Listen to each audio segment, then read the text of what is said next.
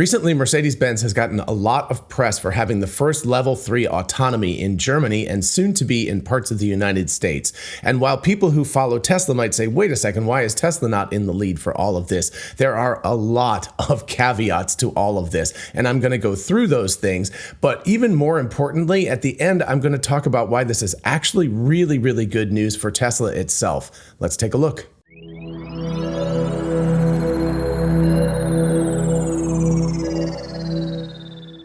Hey y'all, it's Dr. Know-It-All. So first of all, a big shout out to Holmar's catalog on Twitter and also on YouTube, of course, and you should follow him. I'll put, of course, the link to his tweet here in the description so you can go check it out yourself. But anyway, he put together a couple of clips with Mercedes-Benz showing off testing to United States reporters. And I have to say, it was really excruciating going through the 13-minute video that he put together on Twitter.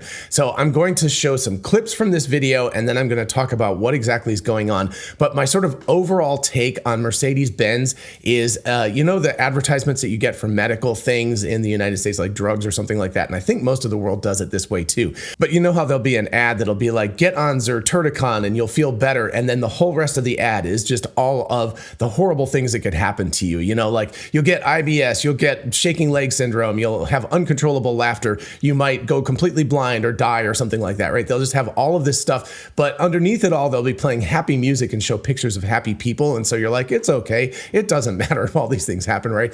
So anyway, especially the first of the two videos feels an awful lot like this. It feels like what they're doing is they're saying, look, level 3 full self-driving. And then all the rest of the video is just all of these, you know, gotchas and the reasons why it's not possible for this to work. But there's like happy music playing underneath it. So pay attention to the way that this thing is structured and how they're kind of trying to give you like this happy feel, even though this level 3 autonomy is kind of a joke. Also, a really quick recap, level 0 autonomy is you driving an older car that has no cruise control or anything like that. Level 1 autonomy is basic cruise control. So, right, you can set the speed, but you're still driving the car yourself. Level 2 is like adaptive cruise control with some extra things, but you're still in charge of the car. That's where officially Tesla is right now. Level 3 is a big step change because what it is it is completely hands-off, don't pay attention to the road. So Mercedes is making waves here because what they have is they have level 3 autonomy that will drive while the driver is not paying attention, but it's really not as good as it sounds. Mercedes is initially offering Drive Pilot in Germany on 8,197 miles. It is a geofence system, but the automaker is hoping to bring it to the United States and is actively working with California and Nevada to hopefully bring it here by the end of 2022. Now, what makes Drive Pilot different from everything else on the road is that everything else in the United States is level 2. This is level 3. That means that the driver doesn't have to pay attention to the road when the system is enabled. They could read a book or watch a movie or even play a video game, but they'd still have to stay in the driver's seat and they still have to be able to take over control of the vehicle in case the need arises. We're currently on Interstate 5. We're doing 65 miles an hour. It's too fast for Drive Pilot though. We need to be doing 40 miles an hour or lower. We have to actively be in traffic in order to enable Drive Pilot. Right now we're using Mercedes-Benz's regular adaptive cruise control, lane keeping assist, their driver's assistance system, which is actually really nice. But once we hit some traffic, we go under 40 miles an hour, we'll be able to engage it. But there are some other caveats. You have to be on the highway. The weather has to be nice. It can't be raining. It can't be freezing. And you can't change lanes. You have to stay in your lane while Drive Pilot is enabled. But I don't think you'll really care if you can't change lanes if you're able to text and watch a movie or read a book or play video games because the car is driving for you. So let's recap this. You have to be in traffic because you have to be less than 100 meters in front of a lead car. So you can't be driving by yourself. You have to be on a highway. You have to be going under 40 miles an hour or maximum 40 miles an hour or 65 kilometers per hour for those who use those measurements. And if you think about highway plus 40 miles an hour, that is actually, I believe, below the minimum speed limit on most highways. So most highways have, you know, the maximum speed might be 65 or something, but the minimum speed is either 40 or 45 miles an hour. So you in many highway situations, you wouldn't even be allowed to drive at that speed. Not that anyone would want to, because it would be incredibly dangerous to drive that much below regular speed. Anyway, so you need a car to follow. It's geofenced to 8,100 miles of highways, of Autobahn highways in Germany, and supposedly will soon come to California and Nevada, but it will also be geofenced to just specific highways that it will work on. And just for a quick way to think about 8,100 miles in context, and I know this is not apples to apples because it's 8,100 miles in Germany and this is the United States, but in the United States, there are 4.15 million miles of interstate type highways in the United States. So that's 500 times the amount of miles on interstate highways that the Mercedes is currently allowed to drive on in Germany. Again, I know Germany is significantly smaller than the US, so it's not a fair apples to apples, but we're talking about a huge amount. And if you include all the roads in the United States, that's 8.8 million miles. And that's about, it's over 1,000 times more miles, right? So if they could do the same amount, if they could take on 8,100 miles, because remember, they have to high definition map all of these roads. So if they could HD map all of these roads at 8,100 miles a year, it would only take them 500 years to map out all of the interstates on the United States. And it would only take them 1,000 plus years to do it for the entire United States as a whole. And I have a feeling that some of those roads would have changed in 1,000 years. So they'd have to go back and start over again. So that's how kind of utterly ridiculous we're talking about right here. These numbers just don't add up. It's a tiny, tiny fraction. And even in the country of Germany, I'm sure this is a small fraction of all of the roads that are in the country. So anyway, you have to go less than the speed that you're even allowed to drive on most highways. You have to have a follow car that's less than 100 meters in front of you, who is nice enough to stay in front of you when you're going that slowly. You have to be in traffic, you have to be on a restricted access highway, and you have to be on a specific set of geofenced highways. And then if we add on to that, you can't have rain, you can't have snow. And by the way, Germany doesn't have rain and snow. I can't imagine that. Germany with no rain and snow, that would be magical. And also, as we'll see from this later clip in this video as well, you can't have too much sun and the highway can't be too curvy. Because of course then... Okay, now you have to take over. Why is that? Probably because the sun is blinding so much.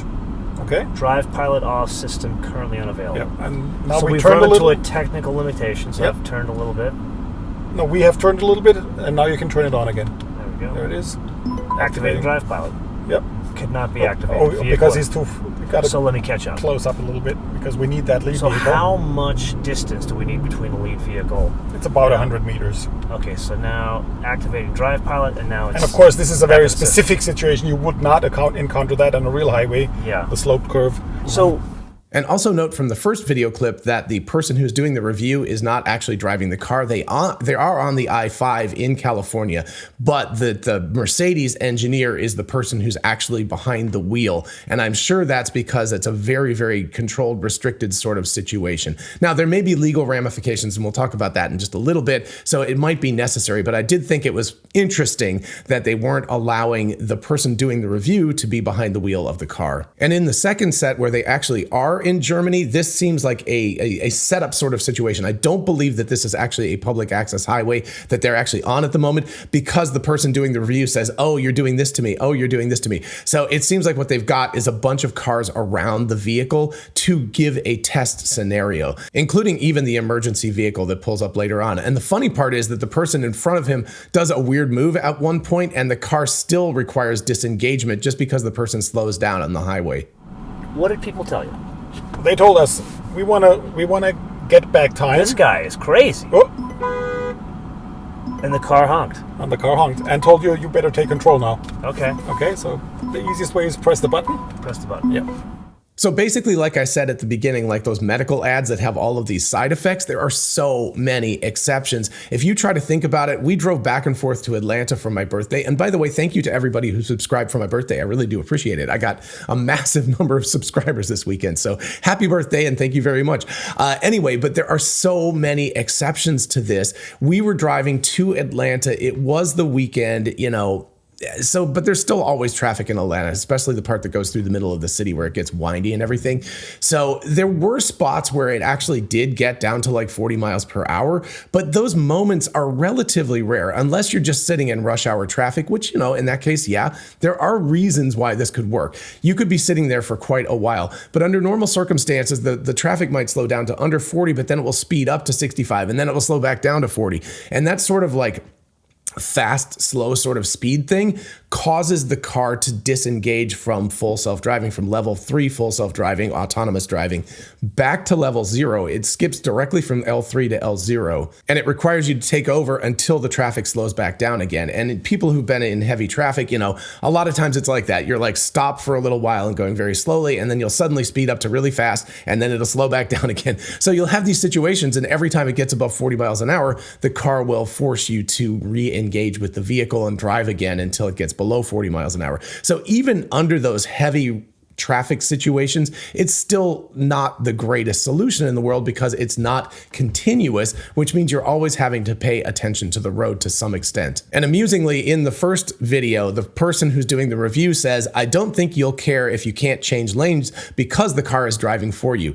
He really has no earthly idea who he's talking about with me. I am constantly judging human drivers. If I'm in the passenger seat, I'm always going like, nope, nope, nope, nope. You should be in this lane. You should be in this lane. In fact, I'm teaching my 15-year-old right now. It's like always pre-planned to be in the correct lane at any given time.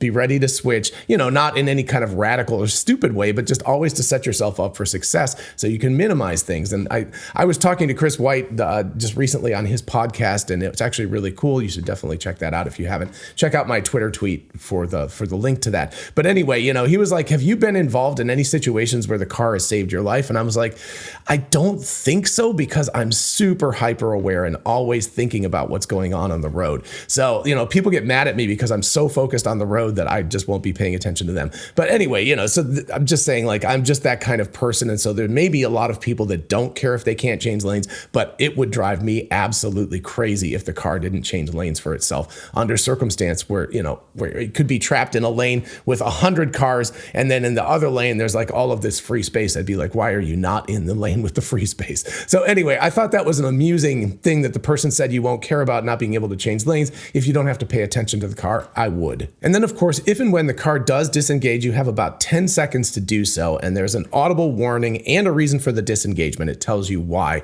And it makes me wonder if this is actually level 3 autonomy in that case, but whatever, because you do have to be paying attention and ready to take over at just about any time. And then it also tells you why that it is disengaging. So as you take over, it'll say, for example, it'll tell you that the vehicle ahead of you is going faster than 40 miles an hour and it's pulling away. And at that point, you need to take over the vehicle and, of course, speed up because people behind you are probably very, very angry. So here you could see that the car had pulled ahead too far. It was going faster than 40 miles an hour, and the vehicle couldn't keep up in L3 configuration. And then the person said, you're going to have to speed up because the people behind you are going to be very, very angry. And I was like, I wonder if that was like a low-key insult about this whole thing that he just kind of slipped in there. Because I was like, yeah, that is exactly right. If you're going 40 miles an hour on an interstate and you're not in really heavy traffic, people are going to get ticked off at you right away. But then he goes on to say how you can watch a movie or read a book or things like that. And I was like, yeah, there could be situations where that's possible, but it doesn't sound like you can actually pick up your cell phone. It sounds like you can only do it through the Mercedes interface, which, if you look at the car, at the interior of the car, that is an ancient type of interface. It looks like a 1990s thing. So if you can imagine like answering emails or browsing the web or watching things on that really piss poor screen with that bad interface, by the time you figure out what it is that you want to do and watch a movie, the odds are that traffic situation is going to have gone away and you're going to have to take over again anyway. So except under very special circumstances, these kinds of things are going to be like, let's say 5 minutes or less. And so by the time you get involved in something, you're just going to have to context switch back out to driving again, which would be very, very frustrating. So, if it's that big of a deal to you, I guess you're in a situation where every day you're in just horrible traffic in a very, very specific sort of environment. And if that's the case, then good for you, or not bad for you, I guess, because you don't want to be in traffic like that every day. But if you're in that situation, then sure, this could actually work. But also, you know, Tesla does pretty darn well. You can do things like send text messages through the voice app. You can do all of that while you're paying attention to the road. So there's not that much difference between these two things. And also for a disengagement situation, let's look at how the car is actually going to do that. And when you do have to take over, you have 10 seconds essentially. The first 5 seconds, not much happens. It's just telling you get an audible and a visual cue to take over. But then after 5 seconds, the vehicle starts to slow down. It will come to a complete stop within your lane. And then the hazard lights will come on, the doors will unlock, and it'll make an emergency call. Because the vehicle, Mercedes-Benz, believes that after 10 seconds, if you have not taken over the vehicle, you have become incapacitated. So if you have a heart attack, or if you faint, or you just pass out in general, the vehicle does all this in order to, well, keep you safe. So here you can see you have 10 seconds to take over the car. Then the car will slow down, make a stop, unlock the doors, and make an emergency call in the current lane. So let's say you're in the middle lane of a 3-lane interstate road. This car, if you don't touch it, is going to slow down in the center lane to a dead stop and make an emergency call. That is they talk about how safe this is and how wonderful it is. It's like, that is not safe. The car needs to take over to the side of the road. It needs to get off the road, preferably off of an exit, but at the very least onto the fire lane at the edge of the road to get off the road so that you're not sitting in the middle of traffic. You are going to cause an accident if the car slows down to a stop in the middle of a road where people are going 65 plus miles an hour. And then for a little extra cringe amusement, watch this. I don't care if it's hands-free. None of the level 2 systems on the road should be used with you not paying attention to the road. So here you can see while they're talking about not needing your hands on the wheel at all, the driver actually has his hands on the wheel the whole time. So I was like, oh, okay. Not a very good example of that at all. So then we get to the use case here, and it's all about heavy traffic and how that's the worst driving experience. Level 3, though, with Drive Pilot, you can actually do that. Now, this is really built for traffic jams, which, well, that makes sense because that's the worst part of driving, is being stuck in traffic. And if you're stuck in traffic, you're losing time, you're wasting time. Things that you could be doing at your home, or at your work, or anywhere else, you're just stuck. With Drive Pilot, you're getting that time back. So if you're stuck in traffic on the way to work, you can reply to all the emails you need to reply to. On the way home, you could text your friends and say, hey, let's meet up later, or maybe eventually when I get out of traffic. So that's what the sort of level 3 promise is the ability to get back time that you may be losing in traffic, which is, again, the worst driving experience. So first of all, yes, it is terrible being stuck in traffic, and it would really be nice to get back time to be able to do something more useful while you're stuck in that traffic. But I would disagree. I think the worst driving experience, honestly, is having to drive very, very long distances that take hours and hours when you're doing road trips or commuting long distances, things like that. I mean, if you get stuck in traffic, say 3 times a week for a half an hour, that sucks. But what if your commute is an hour every day? Like it's back and forth 1 hour. That amount of time, that's 5 hours per week of just commuting back and forth to work versus 1 hour or something like that of being stuck in traffic. So I would personally much rather get back the time for my commute rather than the heavy traffic situation. And again, remember, traffic is almost never that consistently slow. Even when it slows down and it's a very, very heavy traffic thing, it's like it slows down and then people speed up and then they slow down and then they speed up. You get that horrible sort of situation where it's fast, slow, fast, slow, fast, slow, which is really, really annoying. But it also means that the odds are that cars ahead of you are going to pull out and go faster than 40 miles an hour for periods of time, which means the autopilot's going to disengage, which means you have to context switch back to driving again, and then you can re-engage it when things slow down again. So all of this is really not a fantastic experience. It just can't be. Next, we get to the sensor suites. And remember, in comparison, Tesla has 8 cameras currently. We have on the Mercedes, LiDAR, 3 radar sensors, as far as I could tell, moisture sensors to see if the road is wet, cameras, ultrasonic sensors, high definition GPS so that you make sure that you're on a rail the whole time, plus an extra ECU just for that high definition GPS unit. And if you haven't seen my video that I just did about ECUs and how you want to integrate those things and not have extra ECUs lying around, you should definitely check that out. So anyway, just like Waymo and Super Cruise and things like that, this HD map and the high definition GPS places you exactly on the road, which means that all of these roads have to be high definition mapped in order to be usable. That again is not scalable. If we're talking about 8,000 miles or so of highway, you're going to have to map out every single mile in high definition. And if anything major changes, you have to go back and remap that and all of that stuff. So again, all of this stuff is not scalable. It's not going to roll out quickly. And speaking of that, if you don't live in California or Nevada, it's going to be quite a while before you'll be able to access this in a Mercedes. Now, the one cool thing is that Mercedes does say that they are liable if the car is in level 3 driving. So that means if you're in hands-free and it hasn't warned you and it hasn't done the 10 seconds and all of that other stuff, they are actually responsible if you're involved in an accident. So that part is very, very cool. But again, the use case is so ultimately limited that it's not that many situations. And if you're in your own lane, I mean, honestly, I've got a 2018 Mazda CX-5 that does traffic-aware cruise control. And yes, I do have to steer, but basically the whole point of this is it does a little steering, right? That's what the Mercedes has. It will steer in a highway and it will stay away from the car in front of you. That's not that challenging in terms of full self-driving or autonomous driving. So anyway, with all of that in mind, let's watch this next clip. And this is as if I would be in a serial production S-Class Yes. with a normal level 2 system. Exactly.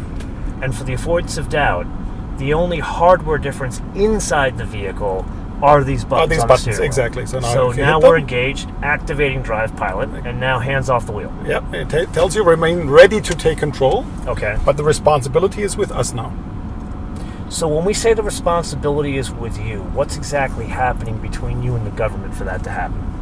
We have to prove that we are capable of dealing with tricky situations, which we will encounter some of them in this demonstrations that you see.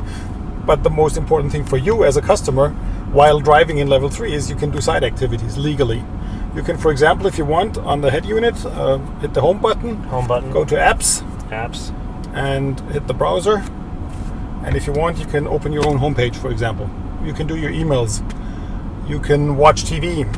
So what we get here is that Mercedes has done the legwork to prove to the government that they are able to react in situations, very, very, very controlled situations, very specific ones, but they're able to react, and the government has allowed them to be able to drive in level 3 under those very specific situations, which I'm going to get back to a little bit later in this video. Next up, as we're in Germany for this video, watch how when the driver is talking to the Mercedes engineer, when he looks away from the cabin camera a little bit too long, the thing reacts and tells him he has to look back at the road. So again, not really level 3 autonomy. Apparently, you either have to be watching the road or looking at the display screen on the Mercedes. That's it. You can't close your eyes. You can't turn around and talk to the kids. You can't, look at your laptop. That's why I said I think they didn't talk about this, but I don't think you can pick up a cell phone and utilize that as well. So, level 3 is really iffy there, because I would consider level 3 to be like you really don't have to pay attention to the road, but clearly you're still looking at the road. So this is kind of like a level 2+ situation.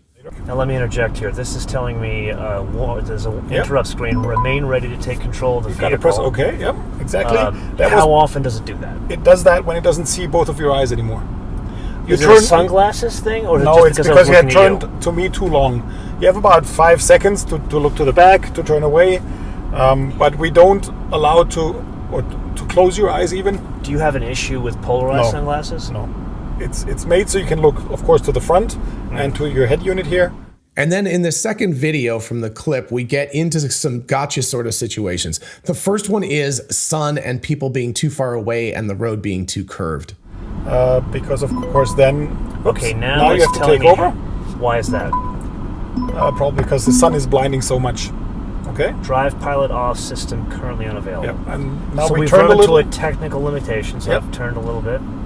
No, we have turned a little bit, and now you can turn it on again. There we go. There it is. Activating Drive Pilot. Yep. Could not be activated. Because he's too... So let me catch up. Close up a little bit, because we need that lead vehicle. So how much distance do we need between the lead vehicle? It's about 100 meters. Okay, so now activating Drive Pilot, and now it's... And of course, this is a very specific situation. You would not encounter that on a real highway. Yeah. The sloped curve. So So as you heard, the car disengaged itself because there was sun on the cameras, and that's never going to happen, that you'll have sun on cameras, right?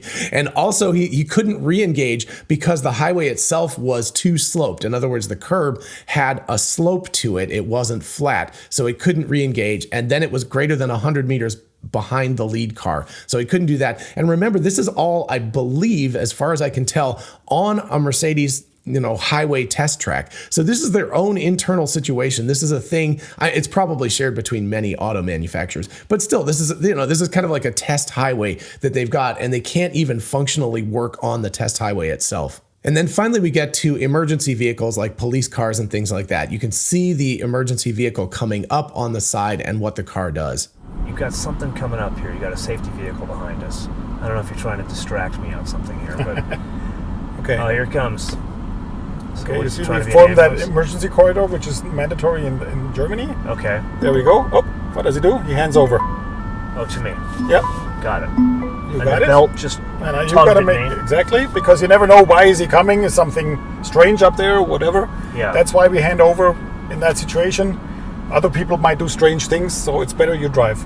So here again, emergency vehicle comes up. The Mercedes does shift over in the lane, which is a very good thing, but then it requires the driver to take over. The Mercedes engineer said other people might do strange things, so it's better you drive. And I'm like, well, hell, that's that's kind of every situation on the highway. People are always capable of doing weird things. So again, maybe that's a good thing that ultimately the person's in charge when an emergency vehicle is around. And there's not, all that often that there's emergency vehicles, so it's not that consistently necessary.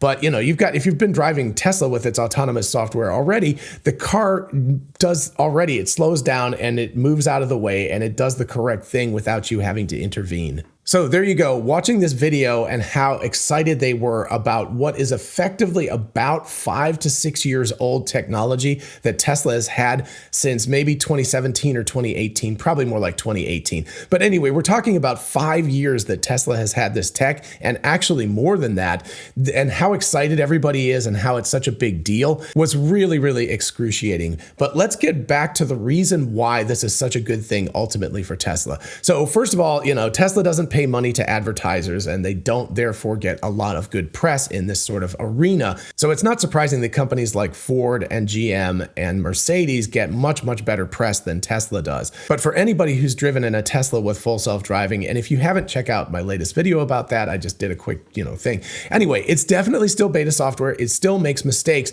but it's able to drive on any road, right? What was that? 8.8 million miles of roads or something like that in the United States. It can drive on them. It can do it in the rain to some extent. Yes, it's not perfect. It can definitely do it in the sun. It can do it in the snow to a large extent. It can do it on dirt roads, back roads, places with lights, also interstate highways, things like that. So it can operate on all of the roads already. And quite honestly, if Tesla wanted to do a publicity stunt and enable level 3 on those exact situations that Mercedes does, but on all of the highways in the United States, as opposed to just very, very specific ones, they could absolutely do that right now. They could flip a switch. The car is completely capable of driving at 40 miles an hour with a lead car without changing lanes on an interstate highway. Yes, it can absolutely do that already. So why hasn't Tesla done that yet? Well, they don't really care.